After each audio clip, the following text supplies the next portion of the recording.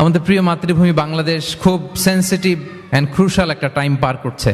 আমরা আমাদের প্রিয় মাতৃভূমির জন্য আজকের কেপটাউনের মসজিদুল কুদস থেকে দোয়া করি, আল্লাহ তাআলা আমার প্রিয় মাতৃভূমি বাংলাদেশকে হেফাজত করুক।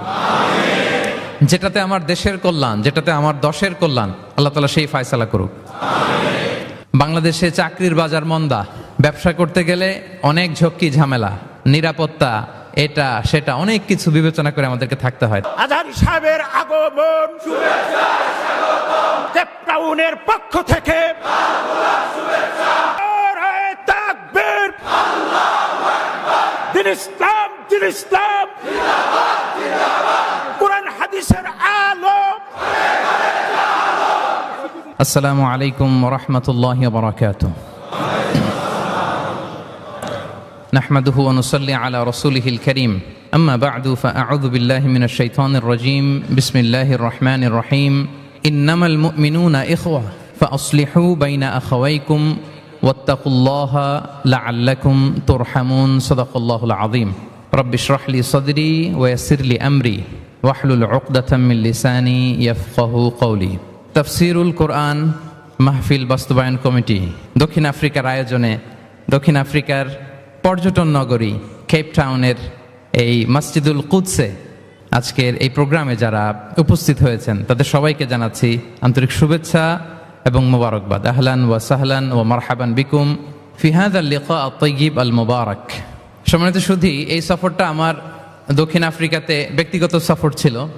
কোনো প্রোগ্রামে জয়েন করব এরকম কোনো প্ল্যান আমার ছিল না, কিন্তু তারপরে আল্লাহ তাআলার ফয়সালা জোহানেসবার্গে আমি একটি প্রোগ্রামে অংশগ্রহণের সুযোগ আমার হয়েছে এবং কেপটাউনে আমার দ্বিতীয় প্রোগ্রামে আজকে আপনাদেরকে নিয়ে অংশগ্রহণের সুযোগ আমাদের হয়েছে, আলহামদুলিল্লাহ। এবং এই কেপটাউনের এই প্রোগ্রামের মধ্য দিয়ে আমার সফর এখানে শেষ হবে। কেপটাউন দিয়ে আমি আমার সফর শেষ করবো ইনশাআল্লাহ বিইذনিল্লাহ। খুব চমৎকার একটি শহর, খুব চমৎকার অসাধারণ একটি শহর, পাহাড়ে ঘেরা। আমি যতই দেখছি ততই মুগ্ধ হচ্ছি।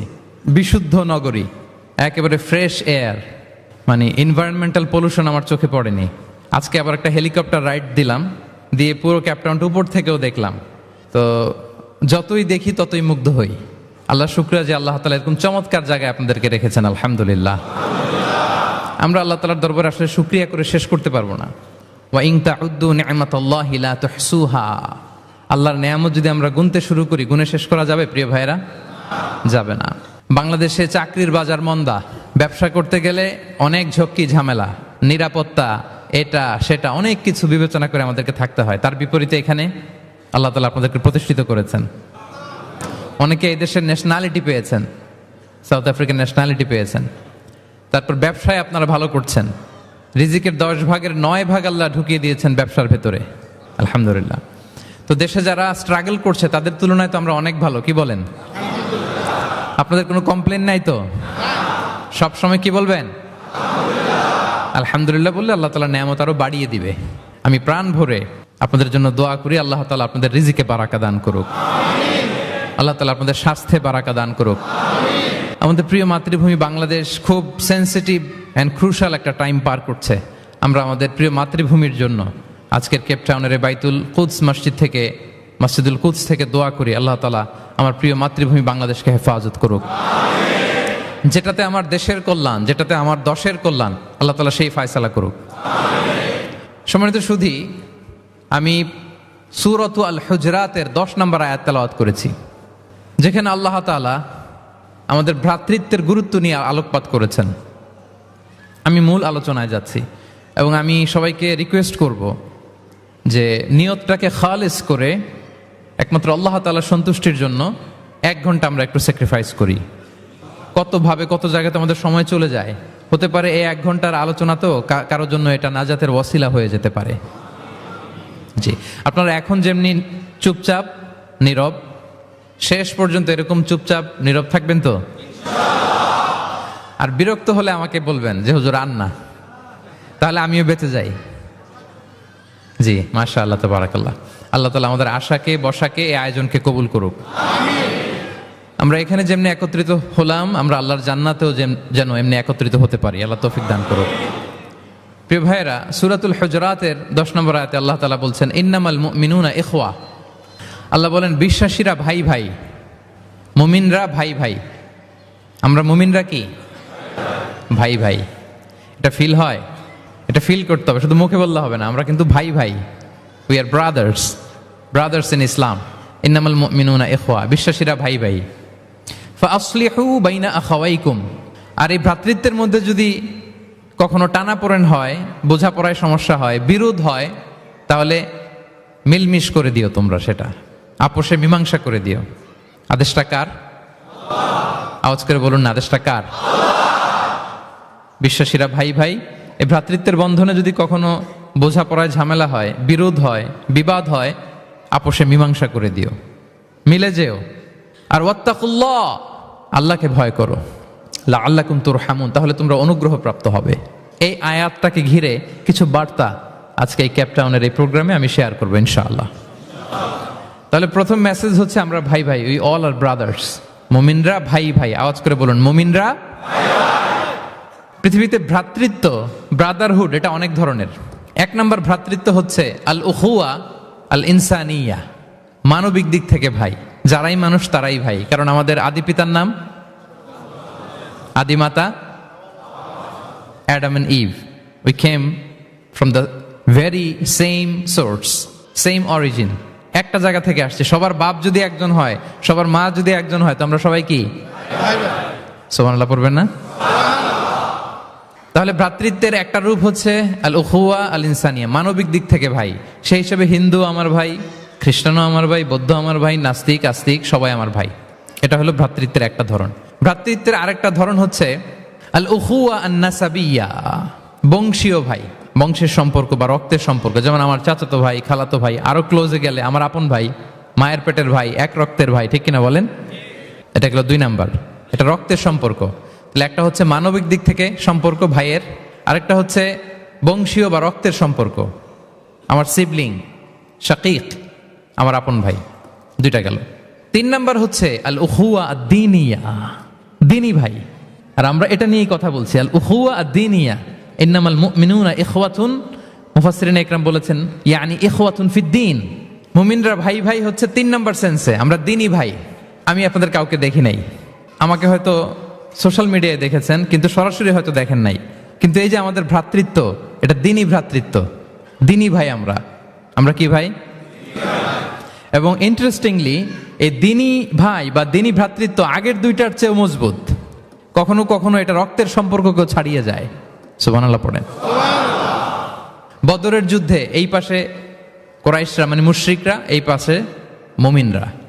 এমনও হয়েছে রাসূল সাল্লাল্লাহু আলাইহি ওয়াসাল্লামের পক্ষে মুমিনদের ওখানে এক ভাই, আর আবু জাহেলের সাথে আরেক ভাই, দ্বন্দ্ব সংঘাত। এই ভাই ওই ভাইকে হত্যা করেছে দিনের কারণে। তার মানে দিনী ভ্রাতৃত্ব এটা এত মজবুত, এটা মাঝে মাঝে রক্তের সম্পর্ককেও ছাড়িয়ে ছাপিয়ে উপরে উঠে যায়। আল্লাহু আকবার। তাহলে আমাদের সম্পর্কটা হচ্ছে এরকম মজবুত সম্পর্ক। প্রিয় ভাইরা, আমরা সবাই দিনী ভাই। আওয়াজ করে বলুন কি ভাই? এবং আমাদের দৃষ্টান্ত দিয়েছেন বিষ্ণু ইসলাম। তিনি বলেছেন তোমরা সবাই দিনী ভাইয়েরা সবাই মিলে এক দেহ এক প্রাণ। আওয়াজ করে বলুন এক দেহ এক প্রাণ। শুধু মুখ দিয়ে বললেই হবে, এটা ফিল করতে হবে। আমরা সবাই এক দেহ এক প্রাণ।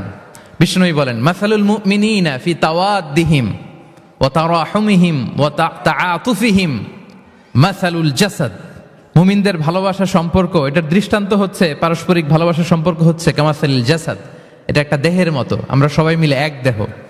দেহের কোনো অঙ্গ যদি ইনজুর্ড হয়, সারা দেহ যেমনি কষ্ট পায়, বিশ্বের কোথাও আমার কোনো দিনী ভাই যদি কষ্ট পায়, আমাদের প্রত্যেকের হৃদয়ে রক্তক্ষরণ ঘটে। চিল্লায় বলেন ঠিক কিনা?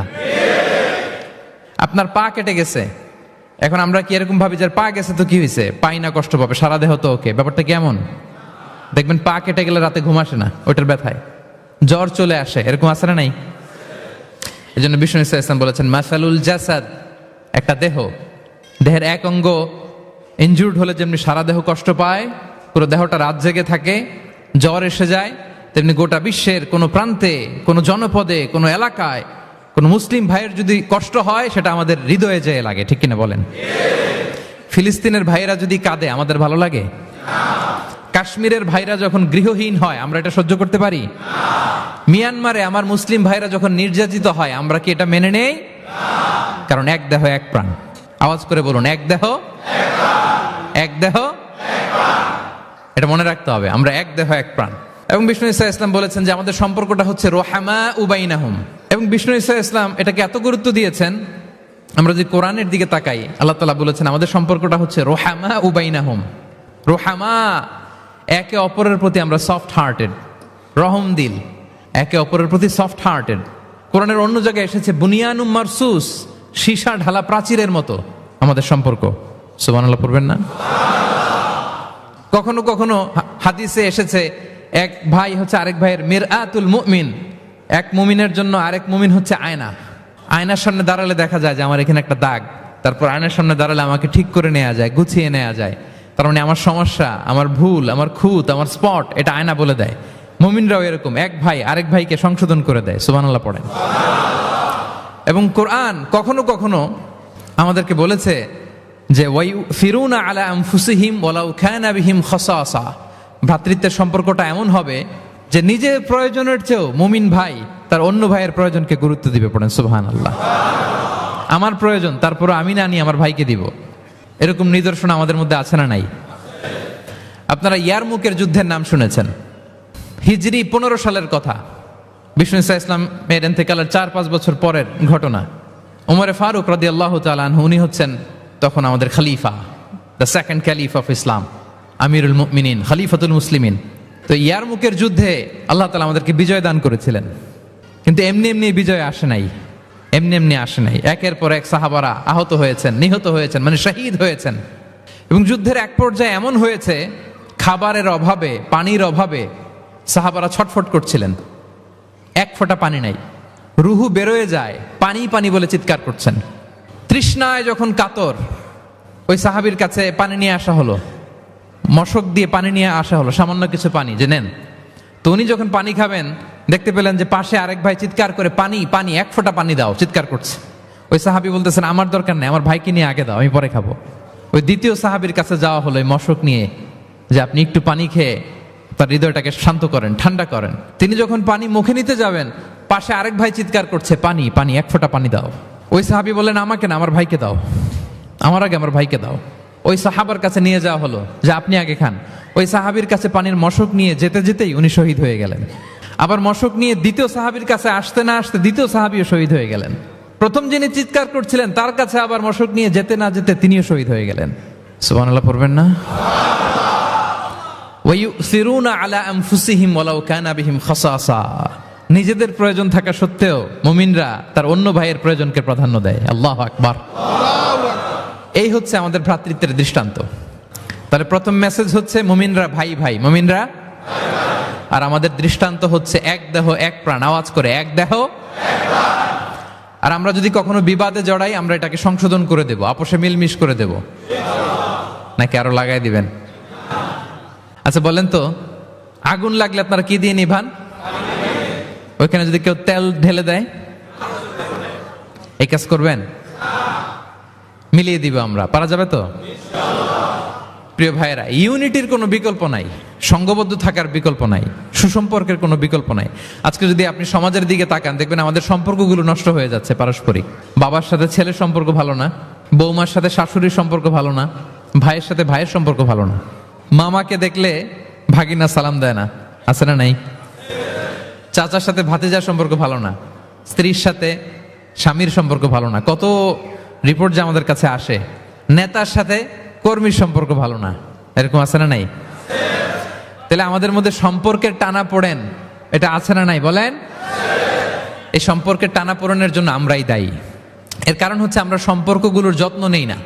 আপনি যদি একটা গাছ লাগান, লাগিয়ে যদি রেখে দেন, এটা বাঁচবে? এটা কি করতে হয়? পরিচর্যা করতে হয়, যত্ন নিতে হয়, সার দিতে হয়, পানি দিতে হয়, নিড়ানি দিতে হয়, আগাছা পরিষ্কার করতে হয়। তার মানে গাছ লাগালে এটার যত্ন নিতে হয়। কথা বুঝতে পেরেছেন? আমাদের যে সন্তান, ওদেরকে যদি আপনি এমনি ছেড়ে দিয়ে রাখেন, মানুষ হবে না, তারা, তাদের যত্ন নিতে হয়, ফলে মানুষের মতো মানুষ হয়, ঠিক কিনা বলেন? তো আমরা সব কিছু টেক কেয়ার করি, যত্ন নেই, কিন্তু আমাদের সম্পর্কগুলোর যত্ন নেই না। এজন্য পারস্পরিক সম্পর্কগুলোর যত্ন নিতে হবে আমার ক্যাপটাউনের ভাইয়েরা, যাতে সম্পর্কগুলো নষ্ট না হয়। এখন আজকে আমি এই ড্যামেজ রিলেশনশিপ কিভাবে জোড়া লাগাবেন, সম্পর্ককে কিভাবে টিকিয়ে রাখবেন, যত্ন নেবেন, এটার কিছু ইসলামিক ফর্মুলা আপনাদের সাথে শেয়ার করবো ইনশাআল্লাহ। সবাই বলুন ইনশাআল্লাহ। কিভাবে আমাদের মধ্যে আন্তরিকতা বাড়বে, ঘনিষ্ঠতা বাড়বে, হৃদ্যতা বাড়বে, এটার ইসলামিক ফর্মুলা 10টা ফর্মুলা শেয়ার করবেন ইনশাআল্লাহ। জানতে মনে চায়? আচ্ছা ইনশাআল্লাহ। তাহলে শুরু করছি, কি করে আমরা আমাদের সম্পর্কগুলোর যত্ন নিব, কি করে আমাদের পারস্পরিক হৃদ্যতা, ভালোবাসা, আন্তরিকতা বাড়াবো। এ ব্যাপারে কোরআন এবং সুন্নাহ আমাদেরকে কি বলে। প্রিয় ভাইরা, 1 নম্বরে কোরআন আমাদেরকে আমাদের পারস্পরিক হৃদ্যতা, ভালোবাসা বাড়ানোর জন্য যে গাইডলাইন দেয় সেটা হচ্ছে দেখা হলেই সালাম দাও। সালাম দিলে সম্পর্ক বাড়ে। আলহামদুলিল্লাহ পড়বেন না? কোরআন বলছে ফাইদা দাখালতুম বুয়ুতান ফাসাল্লিমু আলা আনফুসিকুম তাহিয়াতাম মিন ইনদিল্লাহি মুবারাকাতান তাইয়্যিবা। তোমরা যখন ঘরে প্রবেশ করবে তোমরা নিজেদেরকে সালাম দাও, মানে বলো আসসালামু আলাইকুম। এটা হচ্ছে তাহিয়াতাম মিন ইনদিল্লাহ, আল্লাহর পক্ষ থেকে অভিবাদন পদ্ধতি। এটা আল্লাহ শিখিয়েছেন। গ্রিটিংস আমরা তো বলি হ্যালো, হাই, তারপর গুড মর্নিং, গুড ইভিনিং, এগুলো বলি, কিন্তু আল্লাহ শিখিয়েছেন আসসালামু আলাইকুম। আদম আলাইহিস সালামকে যখন আল্লাহ তাআলা তৈরি করলেন 60 হাত লম্বা করে বানালেন। আপনি কয় হাত? রাফলি 3.5 হাত। কিন্তু আদম আলাইহিস সালাম তিনি লম্বায় কত ছিলেন? তো আদম আলাইহিস সালাম যখন সৃষ্টি হলেন তখন আল্লাহ তাআলা আদম আলাইহিস সালামকে বললেন, আদম তুমি সালাম দাও। ফেরেশতারা বসা ছিল, সাল্লিম আলা উলাইকান নাফার, সালাম দাও। আল্লাহ তাআলা আদম আলাইহিস সালামকে বললেন সালাম দাও। আওয়াজ করে বলুন, কি দাও? হে আদম তুমি বলো আসসালামু আলাইকুম। আদম আলাইহিস সালাম বললেন আসসালামু আলাইকুম। তা আল্লাহ বললেন এটা তোমার এবং তোমার পরবর্তী পৃথিবীতে যারা আসবে তোমাদের অভিবাদন পদ্ধতি, গ্রিটিং, স্যালুটেশনস দেয়ার সিস্টেম। কেন বললেন? কারণ শয়তান অহংকারের কারণে বিতাড়িত হয়েছে। আল্লাহ চান যে আদম আলাইহিস সালাম যেন বিতাড়িত না হন। বিষ্ণুই বলেন আল বাদিউ বিস সালামি বারিউম মিনাল কিবর, যে আগে আগে সালাম দেয় তার হৃদয় থেকে অহংকার টেনে ছেড়ে ফেলে দেয় কে? আগে সালাম দিবেন, আপনার হৃদয় অহংকার মুক্ত হয়ে যাবে। তা আল্লাহ তাআলা চাইলেন ইবলিশ যেই ভুল করেছে আদম যেন সেটা না করে, আদমের হৃদয় যেন আগে থেকে অহংকার মুক্ত থাকে। তাই সৃষ্টির পরে আল্লাহ তাআলা আদম আলাইহিস সালামকে বললেন আদম তুমি সালাম দাও, পড়েন আল্লাহু আকবার। তাহলে পারস্পরিক ভালোবাসা, হৃদ্যতা বাড়ানোর 1 নম্বর পদ্ধতি হচ্ছে সালাম। 1 নম্বর পদ্ধতি কি? আগে দিবেন না পরে? অনেকে বসে থাকে যে আমার আগে দেখ।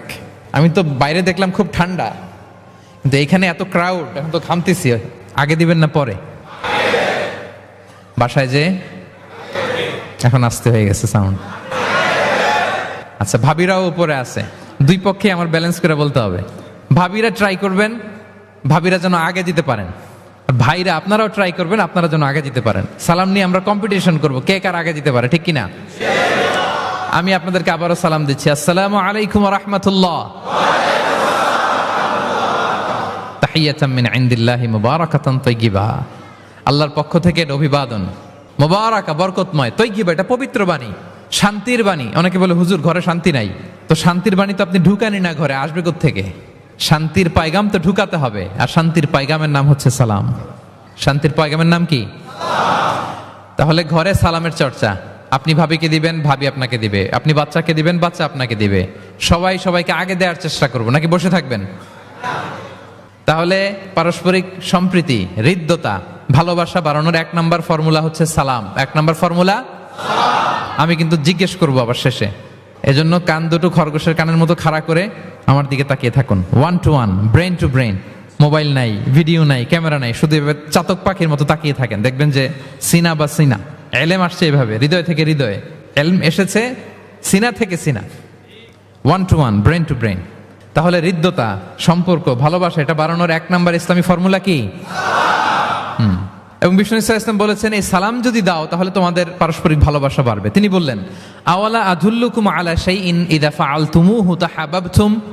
হে সাহাবীরা, আমি কি তোমাদেরকে একটা টিপস শিখাই দিব না, যেটা করলে তোমাদের মধ্যে ভালোবাসা বাড়বে? সাহাবারা বললেন অবশ্যই শেখাবেন। বিষ্ণু ইসলাম বললেন আফশুস সালামা বাইনাকুম, যদি চাও নিজেদের ভালোবাসা বাড়ুক তো বেশি বেশি সালাম দাও। সরাসরি বিষ্ণু ইসলাম এটাই বলেছেন, নিজেদের মধ্যে ভালোবাসা বাড়াতে চাইলে কি দিবা? সালাম দিবা। তাহলে 1 নম্বর ফর্মুলা আমরা জেনে গেলাম। আমাদের হৃদ্যতা, ভালোবাসা এটা বাড়াতে চাইলে আমরা সালাম দিব। অনেক দিন ধরে কথা বলেন না, ভুল করছেন আপনি, সালাম দিবেন। আপনি শুরু করবেন। অনেকে বলে আমি করব কেন, ভুল তো সে করছে, দোষ তো ওর, আমি কথা কমু কেন? এরকম অভিমান আছে না? এই অভিমান আর গো ধরে বসে থাকবেন? আর আওয়াজ করে বলেন থাকবেন? বরং কি করবেন? তাহলে গেল ভালোবাসা, হৃদ্যতা, সম্পর্ক ভালো করার প্রথম পদ্ধতি হচ্ছে সালাম। আমরা সালাম দিব পরস্পরকে। 2 নাম্বার টিপস বা ফর্মুলা হচ্ছে স্মাইলিং ফেসে থাকা, মানে মুচকি হাসির একটা ভাবে থাকা সব সময়। এটা সুন্নাহ, মুচকি হাসি। প্রিয় ভাইরা খেয়াল রাখবেন, হাসি এটা কিন্তু ইতিবাচক ভাবে সংক্রামক, মানে এটা ছড়ায়। আমি হেসে হেসে কথা বললে শ্রোতাও একটু হাসি খুশি ভাব, আমি গোমরামুখ আপনারাও গোমরামুখ, এরকম হয় না? এবং দেখবেন যে সব সময় একটু স্মাইলিং ফেসে থাকে তাকে সবাই পছন্দ করে। কথা বলেন ঠিক কিনা? হাসি পজিটিভলি সংক্রামিত হয়, ছড়ায়, অন্যকে প্রভাবিত করে, এবং মানসিক স্বাস্থ্যের সাথে হাসির সম্পর্ক আছে। যারা গোমরামুখ থাকে এরা অসুস্থ থাকে বেশি, আর যারা হাসি খুশি থাকে এরা সুস্থ থাকে বেশি। এজন্য হাসবেন তো, নাকি চেহারা গোমরা করে রাখবেন? এ দেখছেন সবার মধ্যে একটা হাসি হাসি ভাব চলে আসছে, আলহামদুলিল্লাহ বলেন। তাহলে পারস্পরিক সম্প্রীতি ভালোবাসা বাড়ানোর পদ্ধতি হচ্ছে কারোর সাথে কথা বললে, দেখা হলে আমরা একটা স্মাইলিং ফেসে থাকবো, মুচকি হাসি। হাসি 3 ধরনের আমার ক্যাপটাউনের ভাইরা। কয় ধরনের? একটা হচ্ছে কহ কহা, অট্ট হাসি, এটা জায়েজ নাই। এই যে আমরা ছোটবেলায় আলিফ লালার মধ্যে আলিফ লালার দত্ত হা হা হা হা করে একটা হাসি দিত না? এই হা হা হা করে এই হাসি দেয়া যাবে উদাহরণ দেওয়ার জন্য আমি বললাম আর কি। আচ্ছা, আরেকটা হচ্ছে আদ্দেহেক। আদ্দেহেক মানে স্বাভাবিক হাসি, একটু দাঁত দেখা যায়, এটা জায়েজ, এটা দেয়া যাবে। সবচেয়ে ভালো এন্ড রেকমেন্ডেড এন্ড সুন্নাহ হচ্ছে তাবাসসুম, মুচকি হাসি। আল্লাহু আকবার। বিষ্ণু ইসলামের চেহারা মোবারকের মধ্যে সব সময় মুচকি হাসির একটা রেশ ওনার ঠোঁটে লেগেই থাকতো। সাহাবী আব্দুল্লাহ ইবনে হারিস রাদিয়াল্লাহু তাআলা আনহু বর্ণনা করেন, তিনি বলেন, মা রাআইতু আহাদান আকসারা তাবাসসুমান মিন রাসূলিল্লাহি সাল্লাল্লাহু আলাইহি ওয়াসাল্লাম। তিনি বলেন, আমি আমার জীবদ্দশায়, আমার জীবনে রাসূল সাল্লাল্লাহু আলাইহি ওয়াসাল্লামের চেয়ে বেশি কাউকে মুচকি হাসি অবস্থায় থাকতে দেখি নাই। সব সময় মুচকি হাসি, একটা স্মাইলিং ফেস। এবং আপনি আপনার ভাইয়ের দিকে তাকিয়ে মুচকি হাসি যদি দেন, বিষ্ণু সাল্লাল্লাহু আলাইহি ওয়াসাল্লাম বলেন, তাবাসসুমুকা ফি ওয়াজহি আখিকা সাদাকা, your smile to your brother it's a charity. তুমি তোমার ভাইয়ের দিকে তাকিয়ে যে মুচকি হাসি দাও, এটা দিলেও সাদাকার সওয়াব হয়ে যায়। আপনি দিলেন হাসি, আমল নামে যুক্ত হলো কি? সাদাকা। হ্যাঁ। এবং বিষ্ণু সাল্লাল্লাহু আলাইহি ওয়াসাল্লাম বলেছেন, তুমি কোনো কাজকে লা তাহকিরান্না মিনাল মারুফি শাইআ, কোনো কাজকে ছোট করে দেখবে না, কোনো নেক আমলকে। যদিও তুমি তোমার ভাইয়ের চেহারার দিকে মুচকি হাসি দিয়ে তাকাও, এটাও সাদকা দেওয়ার সওয়াব। তাহলে আমরা কারোর সাথে যখন কথা বলবো, দেখা হবে, আমরা একটা স্মাইলিং ফেসে থাকবো, গোমরা মুখ থাকবো না। কি বলেন, পারা যাবে? সব সময় স্মাইলিং ফেস, মুচকি হাসি। বিষ্ণু ইসলাম মুচকি হাসতেন। মুচকি যারা হাসি তাদেরকে সবাই পছন্দ করে। মুখটা যদি গোমরা করে কেউ রাখে, দেখতে ভাল লাগে, কথা বলতে ভাল লাগে। দেখবেন অনেক বড়দেরকে বাচ্চারা ভয় পায়, কাছে যায় না। কেন বলেন তো? গম্ভীর থাকে। আবার অনেক মানুষের কাছে তাকে দেখলেই বাচ্চারা দৌড়ে কোলে কোলে উঠতে যায়, আছে না নাই? Smiling face. এই যে আমাদের শেখ মঈনুদ্দিন আজকে আমার সাথে একটা সফরে ছিল, দেখি যেই বাচ্চাকেই দেখে বলে, come on come on, give me hug, give me hug. তো এই মানুষকে বাচ্চারা ভালো না বেসে পারবে? সুবহানাল্লাহ। এরকম হইতে হবে। বিষ্ণু ইসলামকে বাচ্চারা দেখলে খুব খুশি হতো, কোলে বসতে চাইতো। এক বাচ্চা তো কোলে বসে পেশাবি করে দিছে, সুবহানাল্লাহ পড়বেন না? বিষ্ণু ইসলাম নাতনিদেরকে কোলে নিয়ে নফল নামাজ পড়তেন। উমামা বিনতে যায়েদ, উমামা বিনতে যায়নাব, বিষ্ণু ইসলামের কন্যা যায়নাবের মেয়ে, মানে বিষ্ণু ইসলামের নাতনি উমামাকে নিয়ে বিষ্ণু ইসলাম একবার নফল নামাজ পড়েছেন। কান্না করে, কান্না থামাই না, নানা ভাইয়ের কোলে থাকবে, তো উনি কোলে রেখেই আল্লাহু আকবার, রুকু দেওয়ার সময় পাশে রেখে রুকু, সেজদা, ওঠার সময় আবার কাঁদতেছে, তা আবার কোলে নিয়ে আবার কেরাত। সুবহানাল্লাহ। তো আমরা সবাই স্মাইলিং ফেসে থাকবো আজকে থেকে, ক্যাপটাউনের ভাইয়েরা। একসাথে আওয়াজ করে বলুন, ইনশাআল্লাহ। হৃদ্যতা, ভালোবাসা বাড়ানোর টিপস কয়টা বললাম? 1 নম্বরে সালাম, 2 নম্বরে মুচকি হাসি। দেখছেন সবাই মুচকি হাসি দিয়ে আস। 3 নম্বর হচ্ছে কাউকে ওয়েলকাম করা। কেউ যদি আপনার সাথে দেখা করতে আসে, তাকে ওয়েলকাম করা, আহলান ওয়া সাহলান বলা। একজন আসছে আপনার বাড়িতে মেহমান, আপনি কথাই বলেন না, কথা নাই, সালাম নাই, কিছু নাই, যে চা দিতেছেন, ওনার ঠেকা পড়ছে, চা খাবে না, আর জায়গা নেই ওনার চা খাওয়ার দুনিয়াতে। না, এটা করবেন না। আপনি এগিয়ে যাবেন, সালাম দিবেন, মুসাফা করবেন, মুআনাকা করবেন, খোঁজ খবর নেবেন, ওয়েলকাম জানাবেন, লিটারালি ওয়েলকাম। যদি ওয়েলকাম বলেন, তাকে আনার জন্য এগিয়ে যান, হি ফিল লাইক, মানে আপনি তাকে দেখে খুশি, you are very happy to see him and you love his presence here. সে আসছে, আপনি খুশি, তার অ্যাকম্পানিটা ভালো লাগতেছে, এটা সে ফিল করবে। এজন্য কেউ আসলে, আপনার ওয়ার্ক প্লেসে যদি আসে, আপনার বাসায় যদি আসে, আপনার সাথে দেখা করতে যদি আসে, আপনি এগিয়ে তাকে সালাম দিয়ে ওয়েলকাম করবেন। বিষ্ণু ঈসা ইসলাম লিটারালি এই ওয়েলকাম শব্দটা ব্যবহার করতেন, এজন্য আমি চুজ করেছি, পিক করেছি ওয়েলকাম। তিনি বলতেন মারহাবান। মারহাবান আরবিতে কি বলতেন? মারহাবান। আমরা যে বলি বাংলায় আহলান ওয়া সাহলান ওয়া মারহাবান, এই বিষ্ণু ঈসা ইসলাম লিটারালি মারহাবান শব্দটা ব্যবহার করতেন। এগুলোকে কার্টিসি বলে, সোশ্যাল ম্যানার, কার্টিসি। দেখেন বিষ্ণু ঈসা ইসলাম আমাদেরকে কিভাবে কার্টিসি শেখায়, কিভাবে সোশ্যাল ম্যানার শেখায় আমাদেরকে। বিষ্ণু ঈসা ইসলাম সরাসরি মারহাবান বলতেন, স্বাগতম জানাতেন, যাতে করে ওই লোকটা ভালো ফিল করে, সে বোঝে যে তাকে দেখে আপনি হ্যাপি। বলেন তো রাসূল সাল্লাল্লাহু আলাইহি ওয়াসাল্লামের সময়কালে ইসলামের সবচেয়ে বড় শত্রু কে ছিল? আবু জাহেল। তার ছেলের নাম কি কেউ বলতে পারেন? ইকরামা। ইকরামা অনেক যুদ্ধে মুসলমানদের বিরুদ্ধে ছিল, মক্কা বিজয় পর্যন্ত ইসলাম ধর্ম গ্রহণ করে নাই, অনেক সাহাবাকে হত্যা করেছে। রাসূল সাল্লাল্লাহু আলাইহি ওয়াসাল্লাম যখন মক্কা বিজয় করলেন, সে ভাবলো এবার তো আমার খবর আছে, সে পালালো। পালাতে পালাতে ইয়ামান চলে গেছে। তখন এক মহিলা সাহাবী রাসূল সাল্লাল্লাহু আলাইহি ওয়াসাল্লামকে বললেন, ইয়া রাসূলুল্লাহ, আপনি যদি আমাকে অনুমতি দেন, আমি ইকরামাকে খুঁজে বের করব, আপনার কাছে নিয়ে আসবো। রাসূল সাল্লাল্লাহু আলাইহি ওয়াসাল্লাম বললেন, যাও, ইকরামাকে আমি আমান দিলাম, সিকিউরিটি দিলাম। এই মহিলা সাহাবী যে খুঁজে নিয়ে আসলো, ইকরামাকে কনভিন্স করলো। ইকরামা লজ্জিত হয়ে বিষ্ণু ঈসা ইসলামের কাছে আসলো। কত বড় শত্রু! বিষ্ণু ঈসা ইসলামের অনেক আত্মীয়কে হত্যা করেছে, সাহাবাদেরকে শহীদ করে দিয়েছে, আবু জাহেলের সন্তান। তো সে যখন লজ্জিত হয়ে উঠে চড়ে বিষ্ণু ঈসা ইসলামের কাছে আসলো, বিষ্ণু ঈসা ইসলাম তাকে দেখে প্রথম যে কথাটা বললেন সেটা হচ্ছে মারহাবান বির রাকিবিল মুহাজির। মারহাবান বির রাকিবিল মুহাজির মানে welcome to the riding migrant. সুবহানাল্লাহ। মানে হে ঘোর সাওয়ার মাইগ্রেন্ট, হিজরতকারী ইকরামা, তোমাকে ইসলামে সুস্বাগতম। লিটারালি এই শব্দটা ব্যবহার করেছেন, মারহাবান। তাহলে বলেন তো, সে আশ্বস্ত হয়েছে না? শত্রু যদি আমান দেয়, এই দেশে ওই দেশ যুদ্ধ, ওই দেশ যদি বলে তোমার আমি মারবো না, আসো আমার এলাকায়, আমি যদি ঢুকি, আমার একটা ভয় থাকবে না? বিদ্রোহ তো করতে পারে, কি বলেন? বিষ্ণু ঈসা ইসলাম দেখা মাত্রই বললেন মারহাবান বির রাকিবিল মুহাজির, welcome to the riding migrant. সুবহানাল্লাহ। ওইখানেই দাঁড়িয়ে ইকরামা পড়ল আশহাদু আল্লা ইলাহা ইল্লাল্লাহ ওয়া আশহাদু আন্না মুহাম্মাদুর রাসূলুল্লাহ। শাহাদা পড়ে মুসলমান হয়ে গেল। তাহলে কারোর সাথে দেখা হলে তাকে ওয়েলকাম করতে হবে। আপনার মনে হতে পারে বিশেষ কারণে তাকে মারহাবান বলছে, এমনি হয়তো বিষ্ণু ঈসা ইসলাম বলতো না ঘরে বাইরে, না, ইভেন ঘরে কাছের মানুষদেরকেও তিনি মারহাবা বলতেন। ইভেন ওনার মেয়ে ফাতেমা রাদিয়াল্লাহু তাআলা আনহা, নিজের মেয়ে, এর মারহাবা বলা দরকার আছে? ফাতেমা আসলেও বলতো মারহাবা। সুবহানাল্লাহ নাই? আম্মা জান আয়েশা রাদিয়াল্লাহু তাআলা আনহা বর্ণনা করেন যে একবার আমাদের বাসায় ফাতেমা আসলো, নবীর মেয়ে। আর ফাতেমার হাঁটাটা ছিল নবীর হাঁটার মতো। আমি হাদিস বলে আবার বাংলা বেশি বললে সময় লেগে যাবে। ফাতেমার হাঁটা ছিল নবীর হাঁটার মতো। ফাতেমা যখন আসলো, ফাতেমাকে দেখেই বিষ্ণু ঈসা ইসলাম বললেন মারহাবান বিবনাতি, মারহাবান বিবনাতি, ওয়েলকাম টু মাই ডটার। হে আমার কন্যা ফাতেমা, তোমাকে ওয়েলকাম। আপনি আপনার মেয়েকে দেখে বলছেন কখনো? আপনার ছেলেকে বলেন, আপনার ওয়াইফকে বলেন মারহাবান, ওয়েলকাম, স্বাগতম? এমন হয় না যে আপনি রয়ে গেছেন কেপটাউনে, ভাবি বেড়াতে গেছে দেশে 2 মাসের জন্য, এরপর ভাবি আসলো, আপনি এয়ারপোর্টে ফুল নিয়ে দাঁড়িয়ে রইলেন, দেখা মাত্র কি বলবেন? Welcome to Cape Town. কি পারবেন না?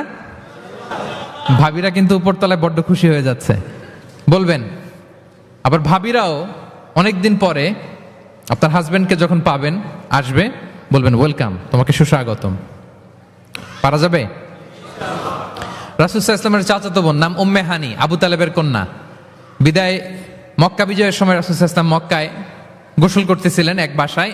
ফাতেমা রাদিয়াল্লাহু তাআলা আনহা একটা পর্দা টেনে দিলেন, উনি পানি ঢালতেছেন, গোসল করেন। হঠাৎ কে যেন ঘরে ঢুকলো। বিষ্ণু সাল্লাল্লাহু আলাইহি ওয়াসাল্লাম বললেন কে? ওনার কাজিন চাচাতো বোন উম্মে হানি বললেন আমি উম্মে হানি। বিষ্ণু সাল্লাল্লাহু আলাইহি ওয়াসাল্লাম পর্দার এপাশ থেকে গোসল করতেছে, উনি বলতেছেন মারহাবান বি উম্মে হানি, ওয়েলকাম, ওয়েলকাম উম্মে হানি টু মাই হাউস। আল্লাহু আকবার। এবং ফরেন যত ডেলিগেশন আসতো, বিদেশি প্রতিনিধি, তাদের প্রত্যেককে বিষ্ণু সাল্লাল্লাহু আলাইহি ওয়াসাল্লাম বলতেন মারহাবান বিল কওম ও মারহাবান বিল ওয়াফদি গায়রা খাজায়া ওয়ালা নাদামা। যত ডেলিগেশন আসতো এদেরকে বলতেন welcome, welcome to Medina city, আসেন, ওয়েলকাম। তাহলে প্রিয় ভাইরা, আমাদের পারস্পরিক সম্পর্ক, হৃদ্যতা, ভালোবাসা বাড়ানোর 3 নম্বর ফর্মুলা হচ্ছে, কেউ আমার বাসায় আসলে, কেউ আমার অফিসে আসলে, কেউ আমার সাথে দেখা করতে আসলে আমি তাকে ওয়েলকাম করব। কি করব?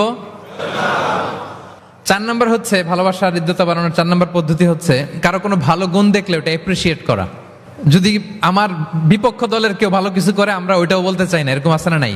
কারণ আমার দল করে না, তো বলতে চায় না, তাই না? কেন বলে না? আমার দল করে না। এদেরকে বলে দলান্ধ।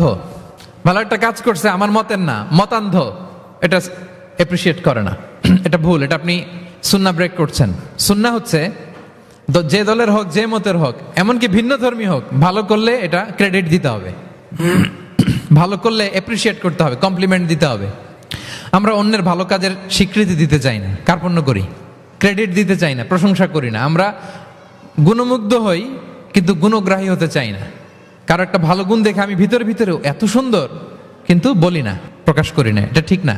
সুন্নাহ হচ্ছে কারো ভালো কোনো গুণ দেখলে এটা প্রকাশ করা, কারো ভালো গুণ দেখলে এপ্রিসিয়েট করবেন, যাতে সে উৎসাহিত হয়। বিষ্ণু ইসলাম করতেন।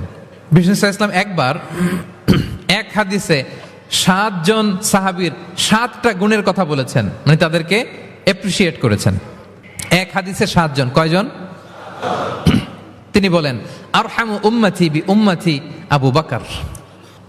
আবু বকরের সামনে বলতেছে, আমার এই উম্মতের মধ্যে সবচাইতে সফট হার্টেড পারসন হচ্ছে আবু বকর। নরম দিল, নরম দিল। কি দিল? বিষ্ণু ইসলাম যখন ইন্তেকাল করলেন, ওনাকে খলিফা বানানো হলো। তো খলিফাই তো ইমাম মসজিদে নববীর। নামাজের সময় হয়েছে, উনি দাঁড়াইছেন। একামত হয়েছে, উনি কান্নার চোটে কেরাতি পড়তে পারে না। কেন? কারণ উনি ভাবতেছে কাইফা আকুমু মাকামা রাসূলিল্লাহ, আমি কিভাবে নবীর জায়গায় দাঁড়িয়ে ইমামতি করব। গতকাল তো এখানে নবী দাঁড়িয়ে ইমামতি করেছে, আমি নবীর জায়গায় ইমাম হব কিভাবে? এই ভাবনা থেকে উনি কাঁদতে কাঁদতে ওনার তেলাওয়াতি শুনতো না, পিছনে কমপ্লেন আসছে পরে যে ওনার তেলাওয়াত আমরা শুনতে পাই না। আরহামু উম্মতি বি উম্মতি আবু বকর।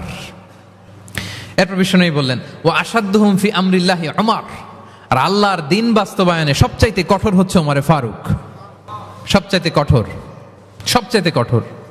বিষ্ণু বলেন ওমর, তুমি যদি কোনো রাস্তা দিয়ে হাঁটো, শয়তান যদি দেখে, শয়তান ওই রাস্তা রেখে দিয়ে অন্য রাস্তা দিয়ে হাঁটে। আবার বিষ্ণু বলেন আমার পরে কোনো নবী নাই, লা নাবিয়্যা বা'দি ওয়ালা রাসূল, আমার পরে কোনো নবী নাই, রাসূলও নাই, তবে লাউ কানা বা'দি নাবিয়্যুন লাকানা উমর, আমার পরে নবী হওয়ার যোগ্যতা যদি কারো থাকে, আমার সাহাবী ওমরের সেই যোগ্যতা আছে। প্রভু তুমি বলেছ রাসূল দেবে না, বলনি দেবে না ওমর, বলনি দেবে না হামজা তারিক, খালিদ বিজয় সমর। প্রভু তুমি বলেছ রাসূল দেবে না। আল্লাহু আকবার। আল্লাহর জমিনে আল্লাহর দিন বাস্তবায়নে সবচাইতে কঠোর হচ্ছেন ওমরে ফারুক। মুনাফিকরা থরথর করে কাঁপতো ওনার ভয়ে। আমাদের দেশে বাচ্চারা যদি না খায়, রাতের বেলা বাচ্চারা খেতে চায় না, তো মায়েরা ভয় দেখায় খাও, এই খাও, নাহলে কিন্তু বিড়াল আসবে, কুকুর আসবে। কুকুর বললে খুব, আমার ছোট মেয়েটাও ভয় পায়, কুকুরের আওয়াজ শুনলে ভয় পায়। তো খেতে না চাইলে বলে এই কুকুর আসবে, কিন্তু কুকুর এটা করে না। বাচ্চাদেরকে খাওয়াতে গেলে যখন জ্বালাতন করে খেতে চায় না, মায়েরা কি বলে? এই ভূত আসবে, এই কুকুর আসবে। মদিনায় কি করতো জানেন? বাচ্চারা খেতে না চাইলে মায়েরা বলতো হা হুয়া ইয়াতি উমর, হা হুয়া ইয়াতি উমর, তাড়াতাড়ি খাও, এই যে ওমর আসতেছে, ওমর। What a personality. ওয়া আশাদ্দুহুম ফি আমরিল্লাহি উমর, আল্লাহর দিন বাস্তবায়নে সবচেয়ে কঠোর ছিলেন ওমর রাদিয়াল্লাহু তাআলা আনহু। ওয়া আসদাকুহুম হায়াআন উসমান, আর সবচেয়ে লজ্জাশীল ছিল আমার সাহাবীর মধ্যে কে? উনি এত লজ্জাশীল ছিলেন, উনাকে দেখে ফেরেশতারা লজ্জা পেয়ে যেত। আল্লাহ আল্লাহ, এত লজ্জাশীল, ফেরেশতারা লজ্জা পেয়ে যেত। ওয়া আকরাউহুম লিকিতাবিল্লাহি উবাই ইবনে কাব, আল্লাহর কিতাব সবচাইতে বিশুদ্ধ করে তেলাওয়াত করতে পারত উবাই ইবনে কাব রাদিয়াল্লাহু তাআলা। সবচাইতে চমৎকার করে কোরআন তেলাওয়াত করতে পারত বিশুদ্ধভাবে, কারীদের মতো করে কে? উবাই ইবনে কাব। ও আফরাদুহুম যায়েদ ইবনে সাবিত, ফারায়েজের বিধিবিধান, মানে বাবা মারা গেলে সন্তান যে ওয়ারিস হয়, দ্য ল অফ ইনহেরিটেন্স, এটার ব্যাপারে এক্সপার্ট সাহাবী হচ্ছে যায়েদ ইবনে সাবিত রাদিয়াল্লাহু তাআলা আনহু। ওয়া আ'লামুহুম বিল হালালি ওয়াল হারামি মুআয ইবনে জাবাল, আর আমার সাহাবাদের মধ্যে হালাল হারামে স্পেশালিস্ট হচ্ছে মুআয ইবনে জাবাল।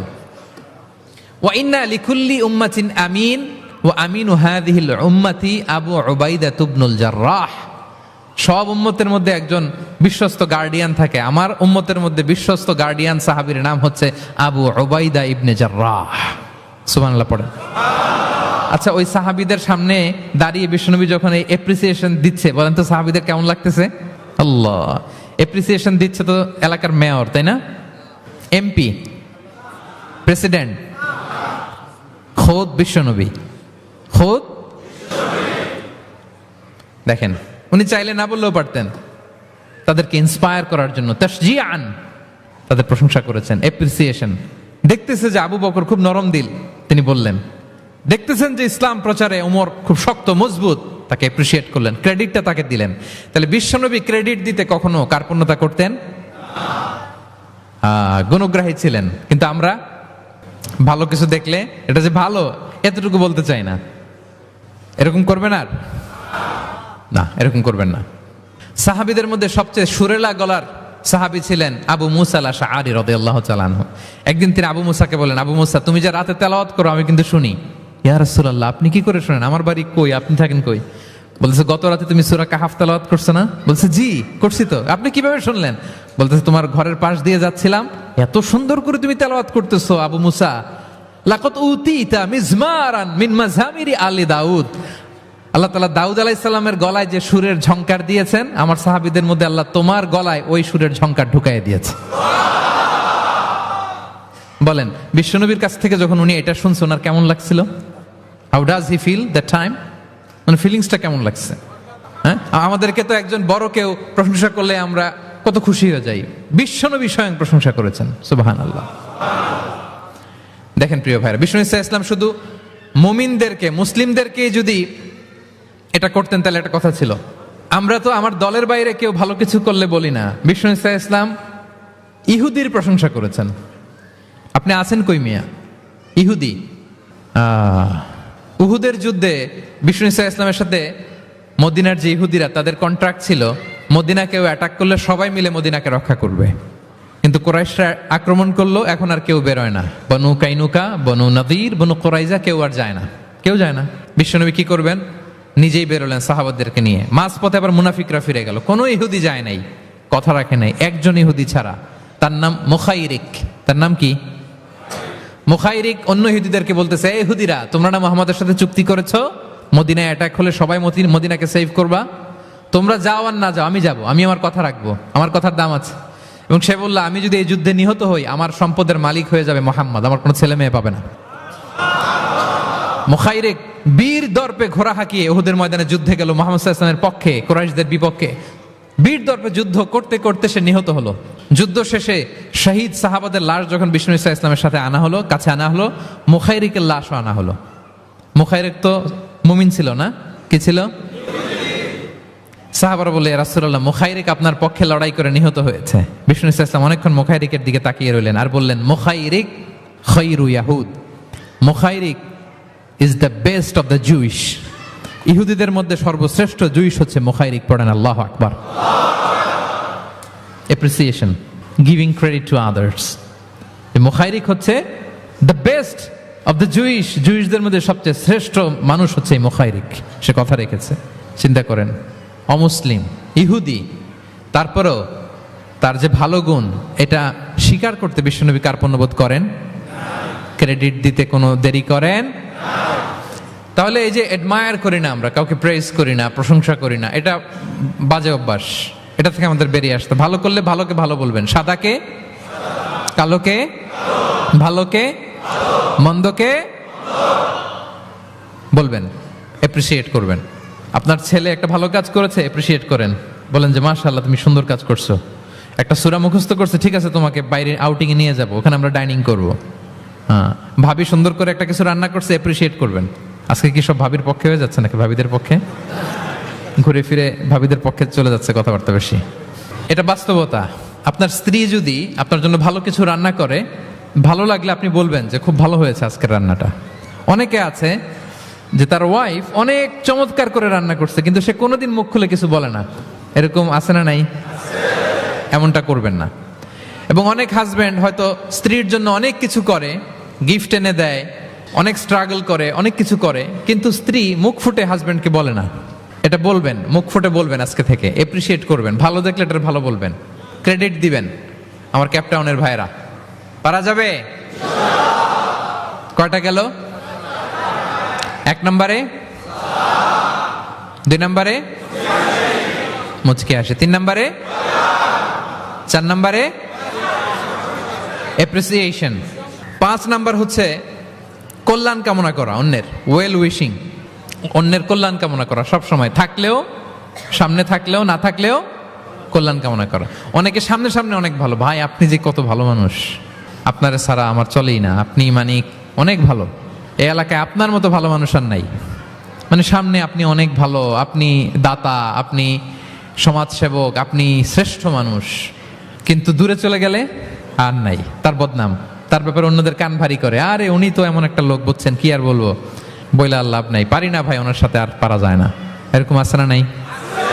তার মানে সামনে সামনে খুব আপনি ভালো ভালো বললেন, কিন্তু সে যখন অনুপস্থিত তখন না। এটা তো শুভকামনা হয় না, এটা হয়েছে মুমিনদের শুভকামনা উপস্থিত অবস্থাতেও অনুপস্থিত অবস্থাতেও। আলহামদুলিল্লাহ বলেন।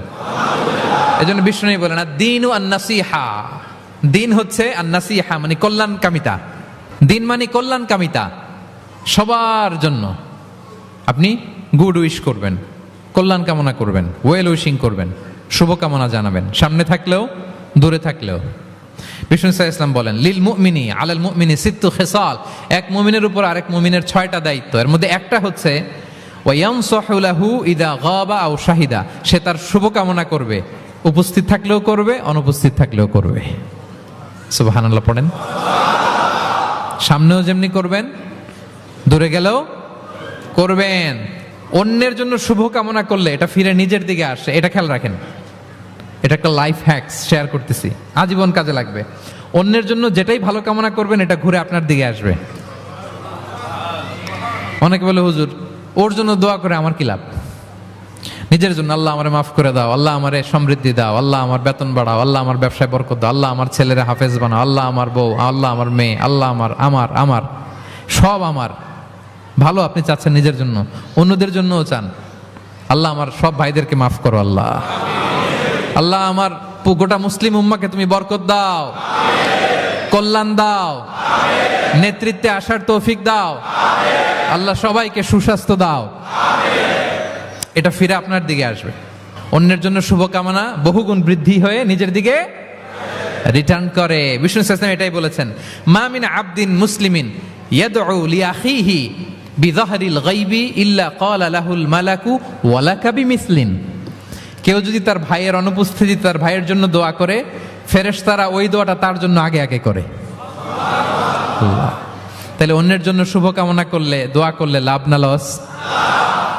ধরেন আমি মোশাররফ ভাইয়ের জন্য দোয়া করলাম যে আল্লাহ মোশাররফ ভাইকে তুমি সুস্থ করে দাও, তখন ফেরেশতারা বলে আল্লাহ যিনি দোয়া করতেছে তার যদি কোনো রোগ বালাই থাকে আগে তারে সুস্থ করে দাও। ধরেন আমি বেলায়েত ভাইয়ের জন্য দোয়া করতেছি, আল্লাহ বেলায়েত ভাইয়ের এই সমস্যা আল্লাহ তুমি দূর করে দাও, ফেরেশতারা বলবে আল্লাহ যিনি দোয়া করতেছে তার যদি এই সমস্যা থাকে আগে তারে এটা দূর করে দাও।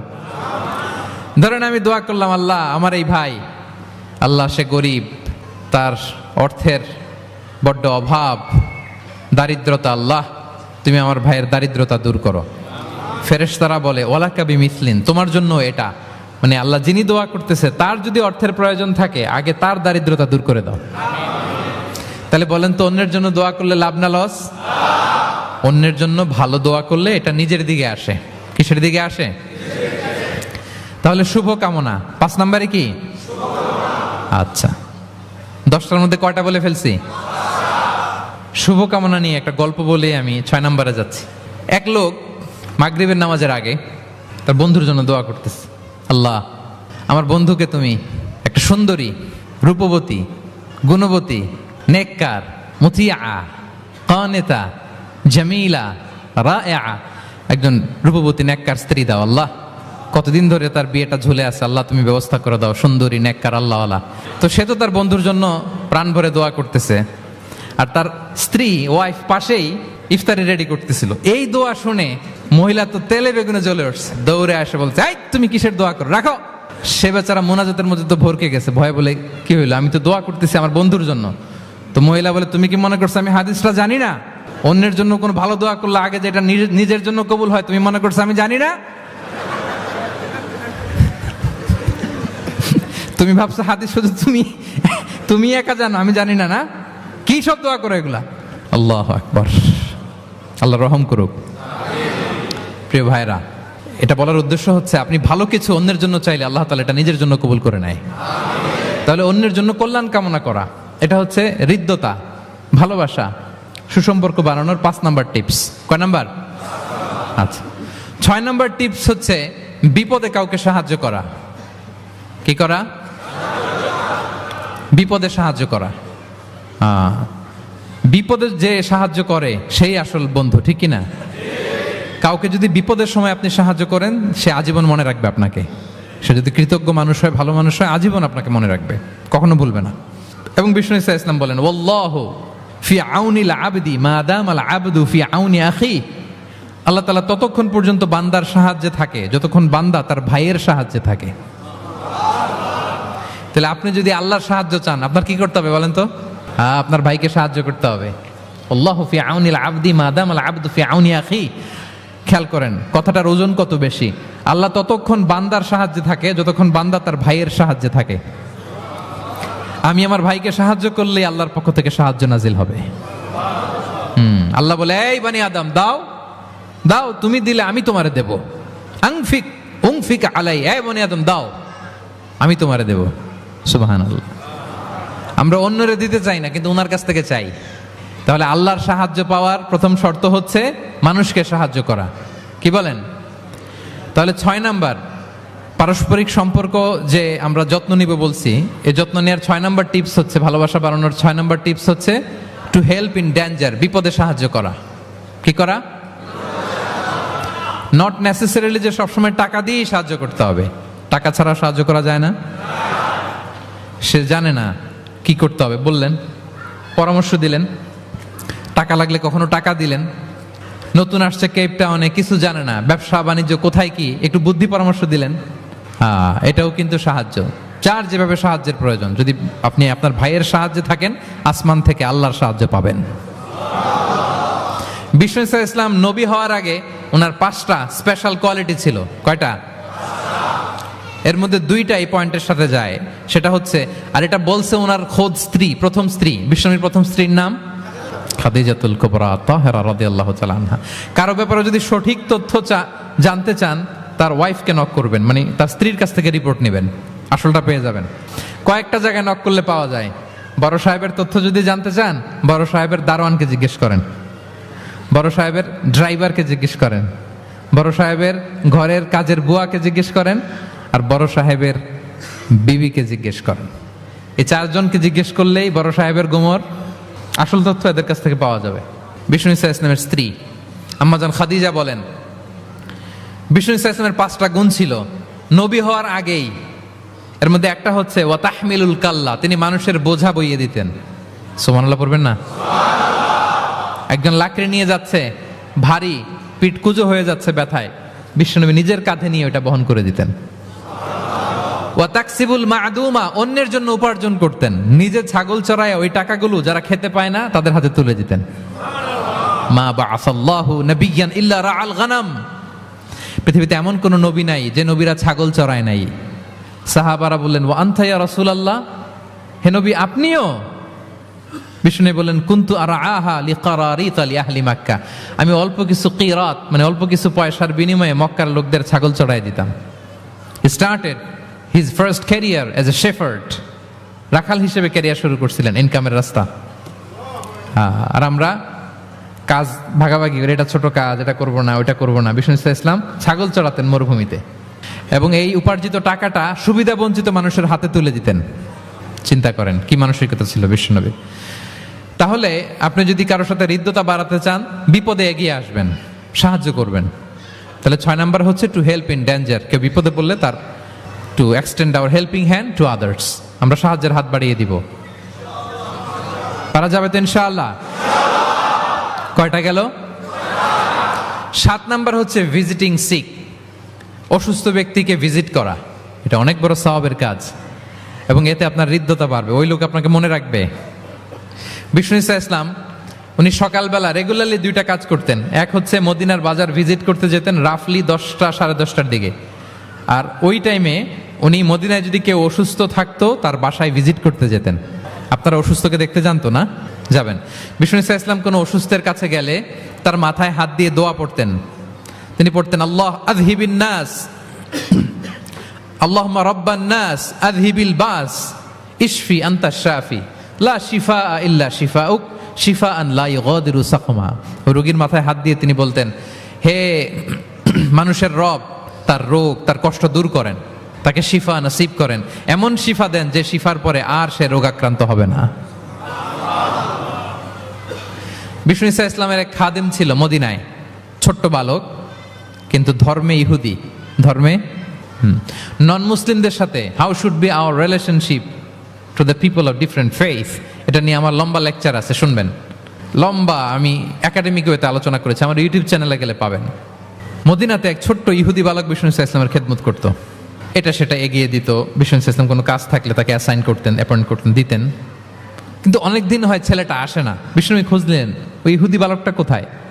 সাহাবারা বলল, ইয়া রাসূলুল্লাহ, সে তো অসুস্থ। সে কি? সে তো অসুস্থ। সেই বুখারীর বর্ণনা শুনেই বিষ্ণু ইসলাম তার বাড়িতে গেলেন। কার বাড়িতে? ইহুদির বাড়ি।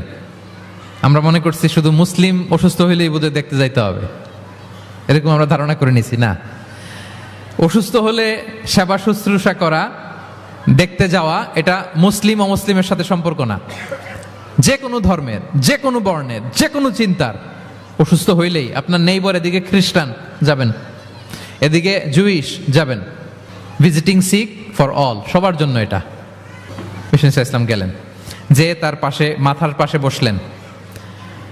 বসে তিনি বললেন, ইয়া গোলাম আসলিম, হে বালক, তুমি ইসলাম ধর্ম গ্রহণ করো। এতদিন খেদমত করছে, বলে নাই। অনেকদিন খেদমত করছে, একদিনও বলে নাই। একদিনও, আজকে বলতেছে। দেখেন, বিষ্ণু ইসলাম প্রপার টাইমিং এর অপেক্ষা করতেন সবকিছুর। আমরা অনেক সময় টাইমিং বুঝি না, কখন কি বলতে হয়, কখন কি করতে হয়, কতটুকু বলতে হয়, কোথায় যে থামতে হয়, এই কমন সেন্সটা অনেকের নাই। হ্যাঁ, আমি তো হিন্দুদেরকে পাইলে ইসলামের কথা বলিই না, আমি যে তুমি শাহাদা পড়ো, এটা কখনো বলি না। আমি ইসলামের বিউটি শুধু তুলে ধরি, যে এটা এমন, এটা এমন, কিন্তু তুমি শাহাদা পড়ো এটা বলি নাই। কত লোক যে আমার কাছে আসছে শাহাদা পড়ার জন্য, হিসাব নাই, হিসাব নাই। এখন তো পাবলিকলি করি না কিছু ইস্যুর কারণে, কারণ প্রপার টাইমিং লাগবে। এতদিন খেদমত করলো বিশ্বনবী, একদিনও তাকে শাহাদা পড়তে বলে নাই, আজকে বলতেছে প্রপার টাইমিং। যখন বিশ্বনবী বললেন, ইয়া গোলাম আসলিম, ইসলাম ধর্ম গ্রহণ করো, ছোট্ট বাচ্চা ফানাযারা ইলা ওয়াজহি আবি, তার বাবার দিকে তাকালো, মানে বুঝাতে চাইলো যে বাবা আমি কি করব। তখন বাবা বলল, আতিয়া আবুল কাসিম। বিশ্বনবীর উপাধি ছিল আবুল কাসেম, বড় ছেলের নাম কাসেম, তো ছোটবেলায় মারা গেছে। বাবা বলল, আবুল কাসেম যা বলে তাই শোনো, কারণ এতদিনে ছেলের কাছ থেকে রিপোর্ট নিয়ে বুঝে গেছে তো এটা কে, এটা যে রাহমাতাল লিল আলামিন, এটা যে বিশ্বনবী, এটা যে দ্য লাস্ট মেসেঞ্জার, এটা বাবা মিলাই ফেলছে। বাবা বলে, আতিয়া আবুল কাসেম, আবুল কাসেমের অনুসরণ করো।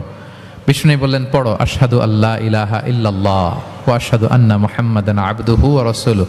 ছোট্ট বাচ্চাটা পড়তে আরম্ভ করলো, আশহাদু আল্লা ইলাহা ইল্লাল্লাহ ওয়া আশহাদু আন্না মুহাম্মাদান আবদুহু ওয়া রাসূলুহু। মৃত্যুর আগে সে শাহাদা পড়ে ফেললো। বিষ্ণু বললেন, আলহামদুলিল্লাহ, আলহামদুলিল্লাহিল্লাযী আনকাযাহু মিনান নার। প্রশংসা সে আল্লাহর, যে একটু আগে জাহান্নামী হওয়ার কথা ছিল যার, তাকে মুহূর্তের মধ্যে জান্নাতি বানায় দিলেন। ভিজিটিং সিক্স, অসুস্থকে দেখতে যাওয়া শুধু মুসলমান হলে দেখতে যাবেন নাকি? যে কোনো ধর্মের, যে কোনো ধর্মের দেখতে যাবেন, হৃদ্যতা বাড়বে।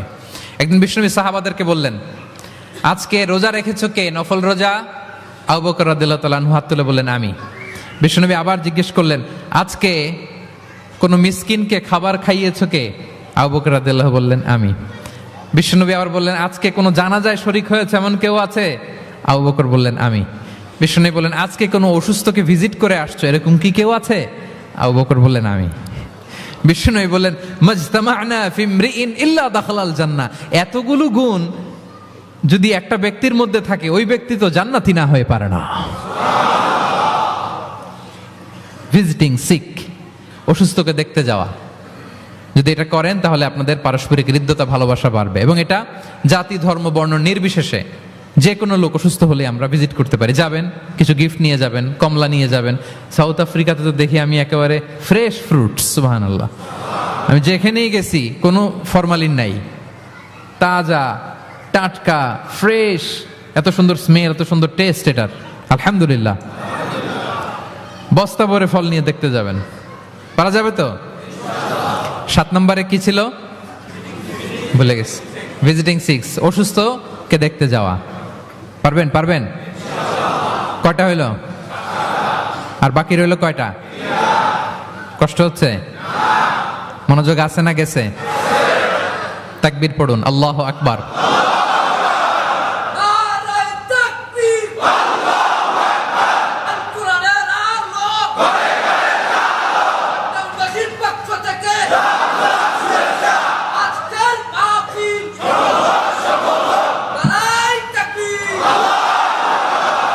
মাশাআল্লাহ, তাবারাকাল্লাহ। কয়টা বললাম? 8 নাম্বার হচ্ছে এক্সচেঞ্জিং গিফট, উপহার দেয়া, গিফট দেওয়া। কি দেওয়া? নট নেসেসারি যে দামি কিছু দিতে হবে, নট নেসেসারি দামে দিতে হবে। ছোট্ট জিনিস দেন, একটা কলম দেন, কি দিবেন? কলম দেন, একটা ছোট বই দেন, একটা মেসওয়াক দেন, একটা টুপি দেন, আপনার সাধ্যে যা কুলায় দেন, গিফট করেন। আমি ইফতারি করতে বসলেও আমার ডানে বায়ে যারা থাকে এখান থেকে আমি দেই, কারণ একজন রোজাদারকে এক ঢুক পানি খাইয়ে ইফতারি করলেও সে সারাদিন রোজা রেখে যেই সওয়াব, তার সওয়াব না কমিয়ে ওই পরিমাণ সওয়াব আল্লাহ যিনি খাওয়ালো তার আমলনামায় দিয়ে দেয়। একটু বিতরণ করেন, একটু খাইয়ে দেন, সামান্য কিছু হলো গিফট দেন। উপহার দিলে ভালোবাসা বাড়ে, সুবহানাল্লাহ। বিষ্ণু ইসলাম নিজেই বলেছেন, তাহা দাও তাহাব্বু, তোমরা একে অপরকে উপহার দাও, তোমাদের মধ্যে ভালোবাসা বাড়িয়ে দিবে কে? পারস্পরিক উপহার বিনিময় করবেন। ছেলেকে উপহার দিন, মেয়েকে উপহার দিন, স্ত্রীকে দিন, বন্ধুকে দিন, কলিগকে দিন, পারলে শত্রুকেও দিন। কি বলেন? শত্রুকে যদি উপহার দেন শত্রুতা থাকবে? ধরেন কারোর সাথে আপনার কম্পিটিশন, ধরেন একটা নির্বাচন, সে জিতে গেল, আপনি হেরে গেলেন, আপনি ফুল পাঠান, ফ্রুটস পাঠান, দেখবেন শত্রুতা কমে গেছে।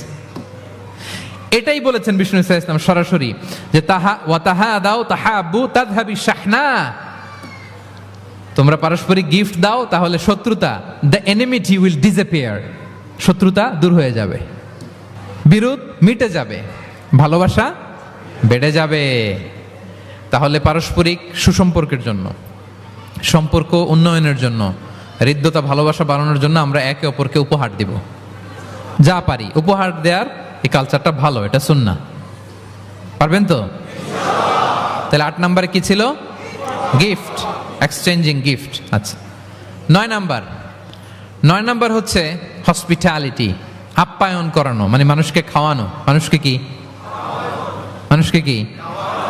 শুধু নিজেই খাবেন না, খাওয়াবেনও, দুটোই ভালো। খাইবেনও, খাওয়াবেনও, খাবেনও, খাওয়াবেনও। খাওয়ালে হৃদ্যতা বাড়ে, কাউকে আপ্যায়ন করালে, এন্টারটেইন করালে, হসপিটালিটি করলে হৃদ্যতা বাড়ে। আরবরা কি বলে জানেন? আরবরা বলে কারো এখানে ঢুকার আগে এখানে ঢুকো, মানে হৃদয়ে ঢুকার আগে পেটে ঢুকো, আগে কলবে যাওয়ার আগে পেটে ঢুকো, তাইলে তার হৃদয়ে পৌঁছতে পারবা। বাংলাতে একটা কথা আছে, বাসনে ভাত না থাকলে ভাষণে পেট ভরে না। ঠিক কিনা বলেন? বাসনে ভাত না থাকলে ভাষণে পেট ভরে না, পেটে খেলে পিঠে সয়। এজন্য আপ্যায়ন করানো, খাওয়ানো, এটা এমন একটা টেকনিক, আপনি কাউকে আপ্যায়ন করালে মুহূর্তেই তার মনটা, হৃদয়টা আপনার দিকে ঝুঁকে যাবে। সুবহানাল্লাহ পড়েন। বিষ্ণু ইসলাম বলেন, মান কানা ইউমিনু বিল্লাহি ওয়াল ইয়াউমিল আখিরি ফালইউকরিম দাইফা, যে আল্লাহ বিশ্বাস করে এবং আখিরাতে বিশ্বাস করে সে যেন তার মেহমানকে সম্মান করে। হ্যাঁ, মেহমান আপ্যায়ন করা সুন্নাহ, এটা সুন্নাহ। সে যেন মেহমানকে আপ্যায়ন করে, সম্মান করে। অনেকে মেহমান আসলে অখুশি হয়, বাসায় মেহমান আসছে, হায় রে কত ঝামেলা, আমাদের রিজিক নিয়ে টানাটানি।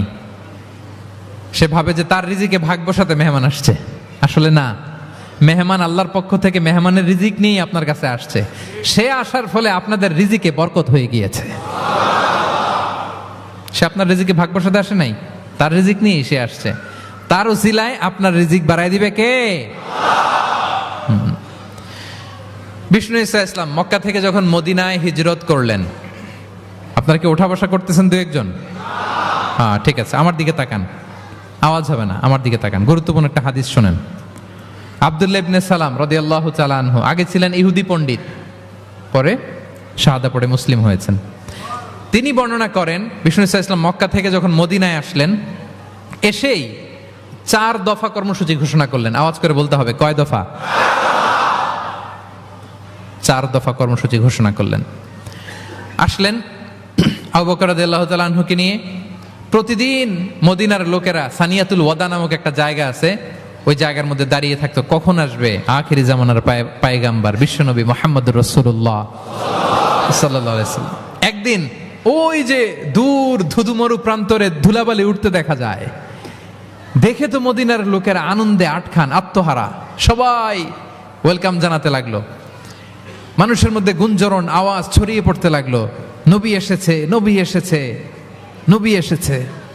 আব্দুল্লাহ ইবনে সালাম তখনও ইহুদি, তিনি এই কথা শুনে সবার সাথে তিনিও ছুটে গেলেন দেখার জন্য। দেখি তো নবী আসছে, কি নবী, কি বলে দেখি তো।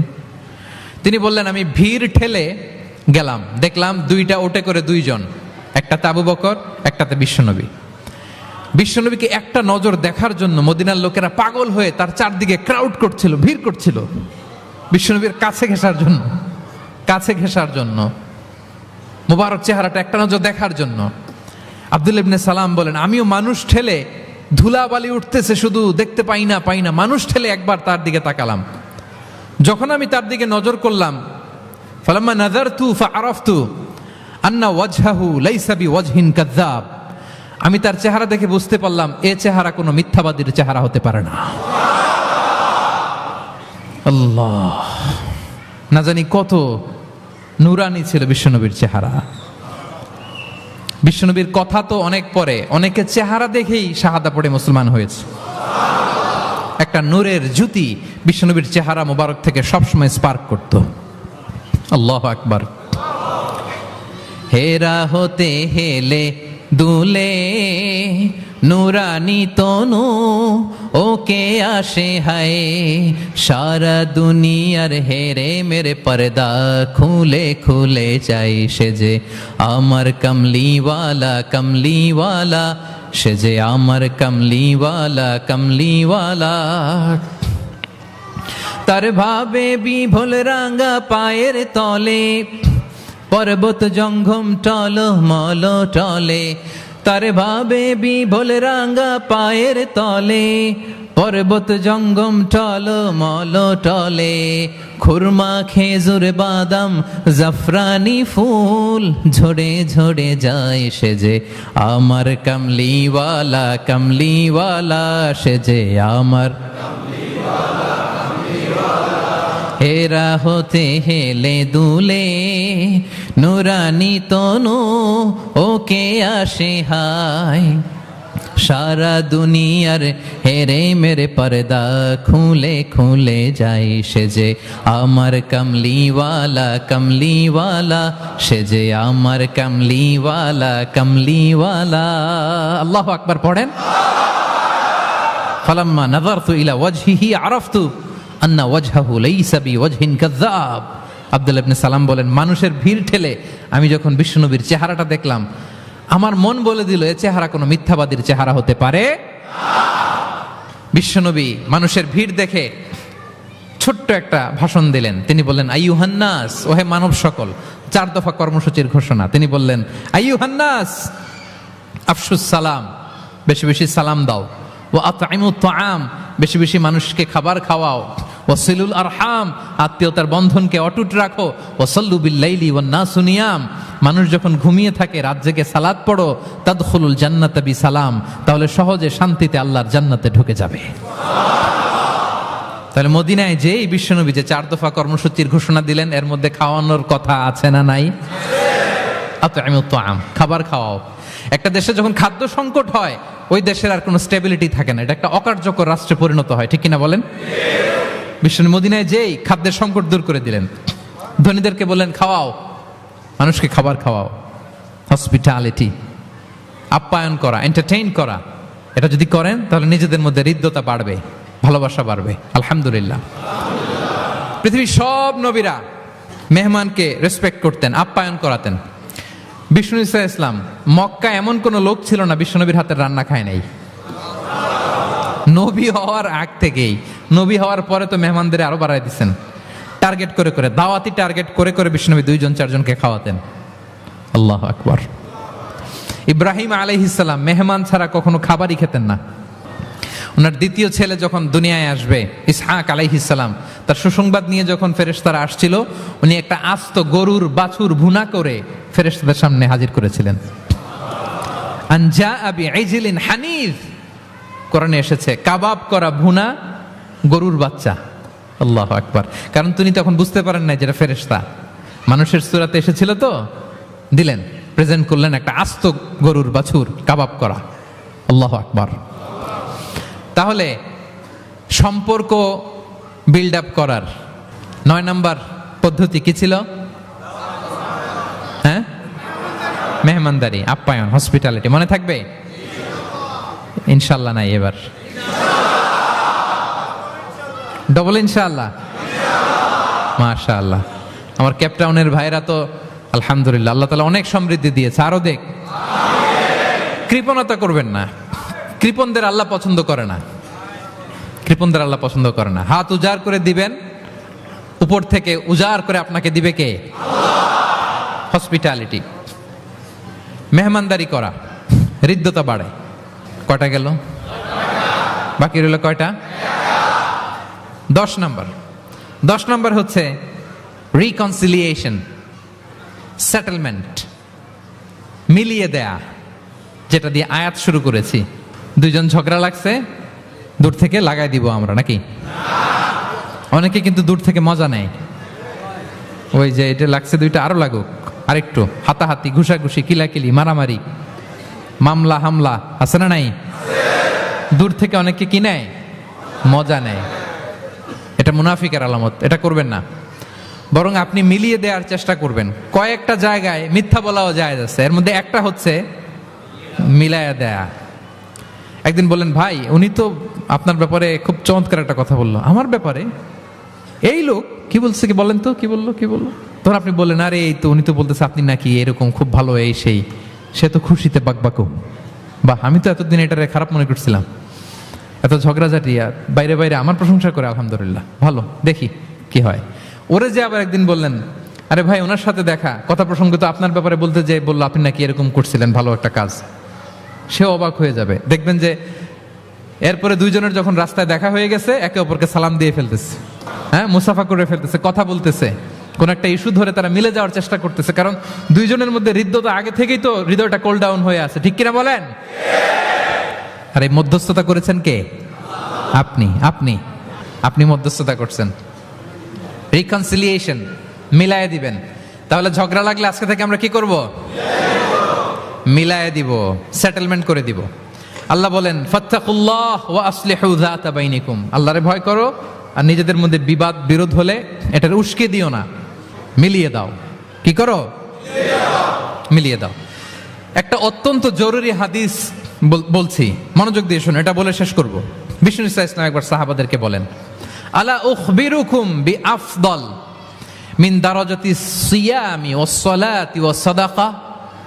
সাহাবাদেরকে বলেন, ও সাহাবারা, নামাজের চেয়েও, রোজার চেয়েও, দান খয়রাতের চেয়েও একটা বড় ইবাদত আছে, এটা কি আমি কি তোমাদের বলবো না? সাহাবারা তো অবাক, নামাজের চেয়েও বড় ইবাদত, রোজার চেয়েও বড়, দানের চেয়েও বড়। ক্বালু বালা ইয়া রাসূলুল্লাহ। সাহাবারা বললেন, অবশ্যই হে নবী, হ্যাঁ আপনি বলেন, সেটা কি? বিষ্ণু ইসলাম বললেন, ইসলাহু যাতিল বাইন, বিবাদমান 2 গ্রুপকে মাঝখান দিয়ে যে মিলিয়ে দেয়া।